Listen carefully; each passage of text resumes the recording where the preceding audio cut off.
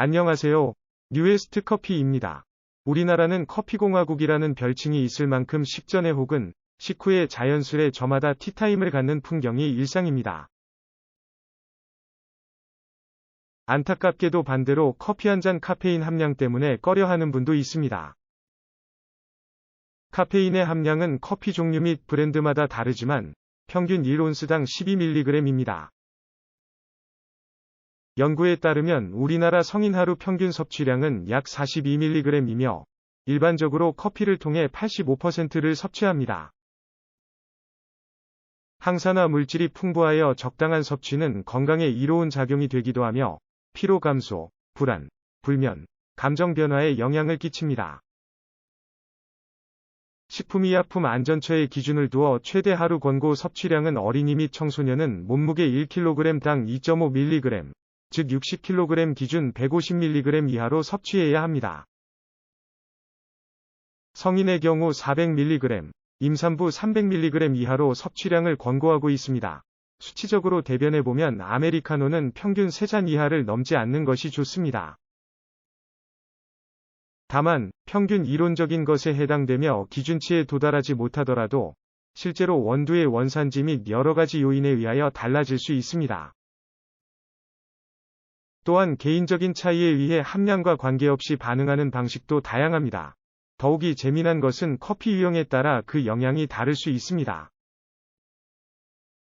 커피를 통해 카페인을 섭취하는 경우 크게 인스턴트, 우유와 혼합한 에스프레소 음료, 에스프레소, 디카페인으로 분류해 볼 수 있습니다. 일단 믹스커피로 불리는 인스턴트의 경우 보통 소량의 원두로 분무 건조되어 추출된 식품이기 때문에 카페인 함량이 낮은 편입니다. 우유와 혼합된 카페모카, 카라멜 마키아또 같은 음료는 전문점의 에스프레소와 거의 흡사한 카페인을 함유하고 있습니다. 디카페인의 경우 말 그대로 아주 극소량이며 원두의 종류, 기술에 따라 카페인 양을 줄이면서 원두 고유의 향과 맛을 유지합니다. 평균적으로 그 함량은 3mg을 함유합니다. 본연의 향과 맛에 영향을 주지 아니하고 그윽한 풍미를 음용해 볼 수 있습니다. 우리가 흔히 에스프레소 전문점을 찾아 머신에서 추출된 커피 한 잔 카페인은 125mg 정도가 함유되어 있습니다.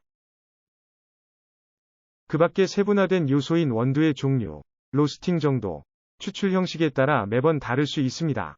심층적으로 시간대, 개인 컨디션에 따라서도 기준이 정확하지는 않습니다. 분명한 건 카페인에 민감한 분이 피하는 이유는 수면 방해에 직접적인 영향을 끼치기 때문에 꺼려하는 분이 많습니다. 카페인이 수면 방해가 되는 원리는 코르티솔이라는 급성 스트레스의 반응 물질이 분비되어 각성 효과를 높여 주의력 및 집중력, 면역체계 혈압에 영향을 주기 때문입니다.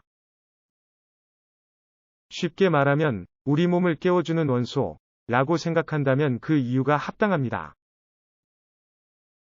따라서 수면방해 때문이라면 구체적으로 아침 시간대인 오전 9시 30분에서 11시 30분에 마시는 것이 수면에 영향을 받지 않습니다. 추가로 운동 시작하기 30분에서 1시간 전에 음용하는 것은 운동 효과를 높일 수 있습니다. 반대로 각성 효과가 수면장애는 물론 두근거림, 불안감 같은 부작용을 야기할 수 있기 때문에 중요한 미팅이 있을 경우 피하는 것이 좋습니다. 유독 카페인에 약하지만 에스프레소 향과 맛, 여유를 즐기기 위한 손쉬운 방법은 역발상으로 되도록 수면 시간대를 피하거나 그윽한 맛과 풍미를 살린 디카페인을 선택하여 섭취하는 방법이 이상적입니다. 식품의약품안전처에서 권고하는 양을 준수하며 개인의 생활 루틴을 참고 삼아 향과 멋을 제대로 즐기는 것이 좋겠습니다. 특히 카페인에 약한 분들이라면 마냥 배제하는 것보다 섭취량을 인식하면서 음용하는 것이 현명합니다. 평균적으로 크게 영향을 미치지 않는 한 300mg에서 500mg 정도가 적당하며 이는 하루에 3잔에서 4잔의 함량입니다. 성인이 되면 누릴 수 있는 것 중에 한 가지인 커피 한 잔 카페인에 대해 다뤄봤습니다. 무엇이든지 과하면 독이 되는 말을 빌려 건강에 해하지 아니하면서 개인의 취향, 성향을 반영하며 슬기롭고도 우아하게 누려봤으면 합니다. 감사합니다. 여러분의 구독과 좋아요는 큰 힘이 됩니다.